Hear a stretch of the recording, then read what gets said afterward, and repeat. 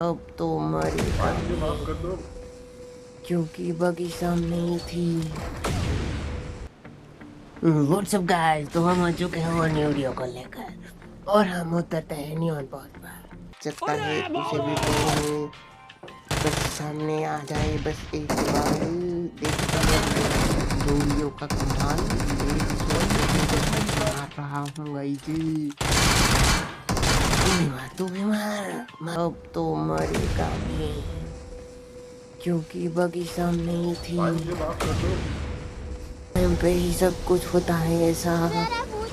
इससे अच्छा तो मुझे पहले ही मार दिया होता। ये क्या मैं बच भी पाऊंगा या नहीं? भाग तू भाग अर्जुन, भाग भाग अर्जुन भाग। बच गया तो मर ही जाएंगे।